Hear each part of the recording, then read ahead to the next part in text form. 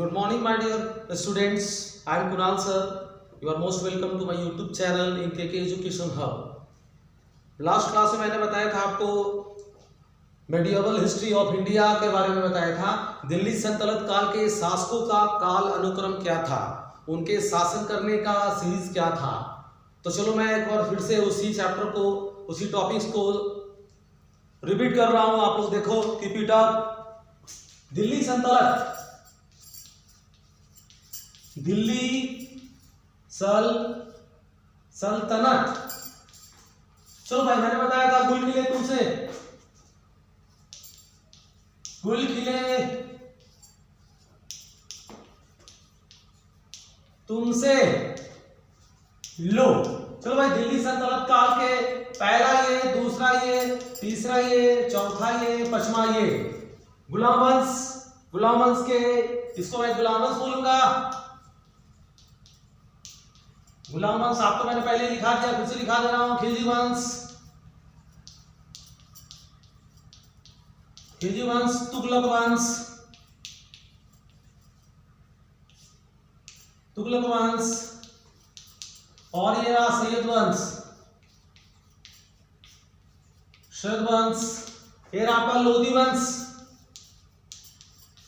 लोधी वंश। चलो देख लेंगे हम लोग दिल्ली सल्तनत काल के शासकों का काल अनुक्रम क्या था। तो सबसे पहले गुल किले तुमसे, गुलाम वंश पहले आया था, खिलजी वंश द्वितीय में था, तृतीय में तुगलक वंश। इस प्रकार ये सीरीज था। चलो भाई, गुलाम वंश के संस्थापक कौन थे, चलो बताते हैं। कुतुबुद्दीन ऐबक, इसे आप लोग नोट कर लो। कुतुबुद्दीन ऐबक। इसके थे जलालुद्दीन खिलजी, जलालुद्दीन खिलजी। इसके थे गयासुद्दीन तुगलक, गयासुद्दीन तुगलक। चलो भाई, सैयद वंश के खरीज खां थे, खरीज खां। लोधी वंश के भाई, जैसा मैंने बताया था, बकलोल, इट मींस बहलोल लोधी, बहलोल लोधी बताया था जी। बहुत ही अच्छा लगेगा, बहुत इंजॉय होगा, एकदम शॉर्टकट ट्रिक्स में है, एग्जाम में आपको बहुत ही हेल्प करेगा। ओके, चलो भाई, कुतुबुद्दीन गुलाम वंश की स्थापना सन 1206 ईस्वी में हमारे कुतुबुद्दीन ऐबक जी ने किया था, और खिलजी वंश की स्थापना जलालुद्दीन खिलजी जी ने किया था। तुगलक वंश की स्थापना गयासुद्दीन तुगलक वंश ने किया, तुगलक जी ने किया था। सैयद वंश की स्थापना, सैयद वंश की स्थापना खरीज खां ने की थी, एंड लोधी वंश की स्थापना बहलोल लोधी ने किया था। तो मैं बताऊंगा इसके पश्चिम शासक कौन थे, अंतिम शासक कौन थे, क्योंकि एग्जाम में पूछा जाता है ना कि भाई कुतुबुद्दीन ऐबक जी ने क्या किया था, वो किस वंश के वंशज थे, किस वंश के शासक थे। तो भाई आपको नोट डाउन करना है। चलो, कुतुबुद्दीन ऐबक ये गुलाम वंश के थे। इनके बाद फेमस जो थे शासक आए, इल्तुतमिश, इल्तुतमिश लिख लो इसे, इल्तुतमिश। तीसरा में रजिया सुल्तान। ओ भाई, जो रजिया सुल्तान और इल्तुतमिश है ना, ये आपका गुलाम वंश की सीरीज है, ठीक है। इनकी पुत्री थी रजिया सुल्तान। चलो भाई, जलालुद्दीन खिलजी में सबसे फेमस हुए। इनके बाद अलाउद्दीन खिलजी, अलाउद्दीन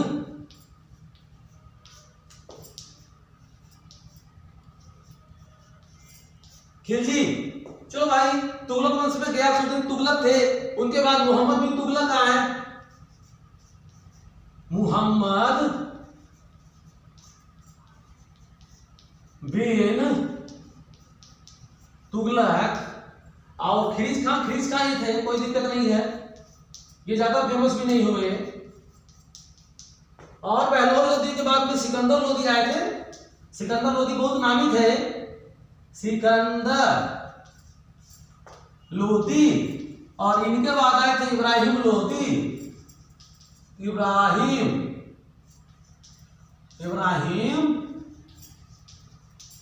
लोधी। इसे आप नोट कर लो, उतारो।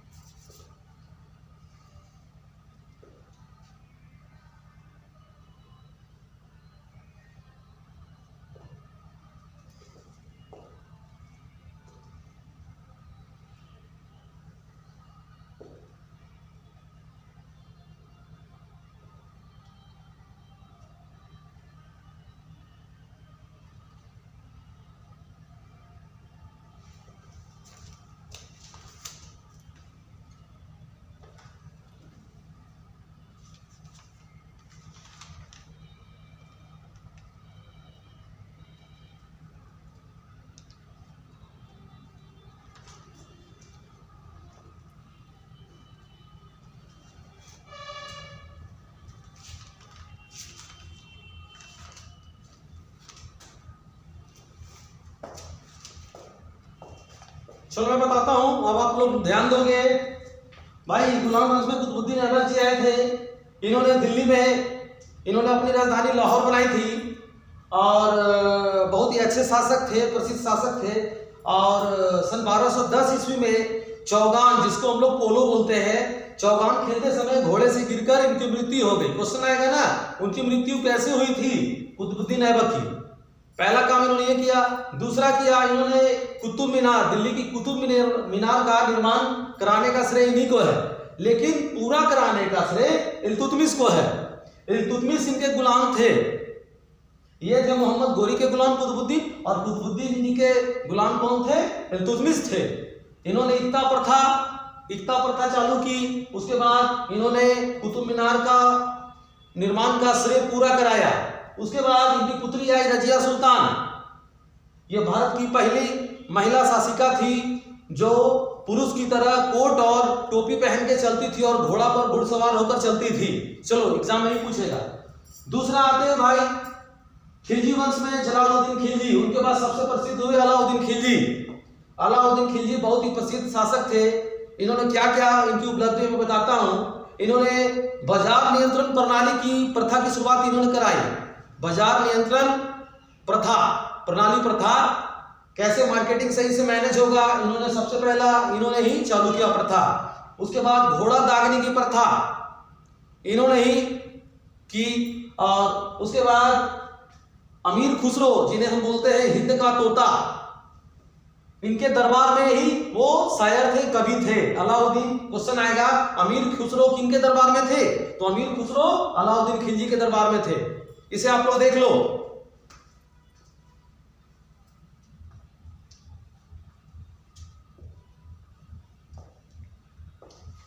चलो भाई आप लोग देख लिया। और अस्थाई सेना, सबसे पहले अस्थाई सेना का निर्माण अलाउद्दीन खिलजी जी ने ही किया था।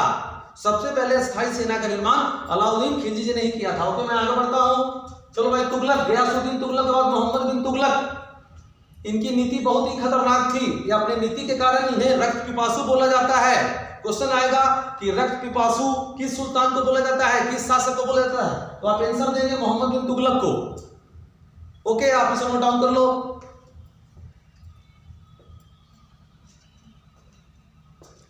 और क्वेश्चन आएगा, दूसरा क्वेश्चन आएगा भाई कौन सा अफ्रीका यात्री इब्न बतूता किसके शासनकाल में आया था भारत?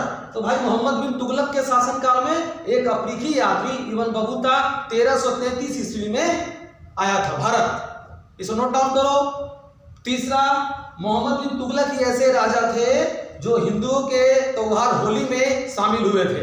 प्रथम बार हिंदुओं के त्योहार में इन्होंने ही शामिल हुए थे। सैयद वंश का खैर नॉर्मल ही है, इन्हें छोड़ के आगे बढ़ती क्वेश्चन में नहीं आता है।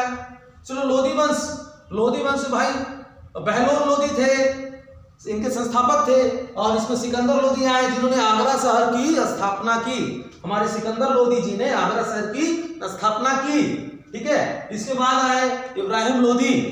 इनके बाद इब्राहिम लोधी आए और Ibrahim Lodhi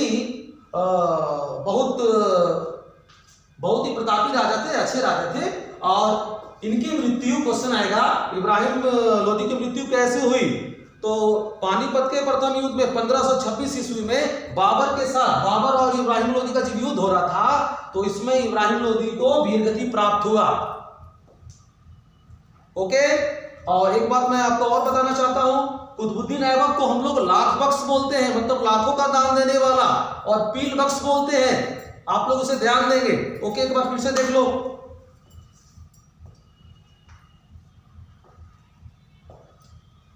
and last thing भाई बहलोल लोधी को दिल्ली सल्तनत काल का सर्वाधिक शासन करने वाला राजा के रूप में जाना जाता है। दिल्ली सल्तनत काल के सर्वाधिक शासन करने वाला राजा के रूप में जाना जाता है बहलोल लोधी। 38 वर्ष तक इन्होंने शासन किया, 38 वर्ष।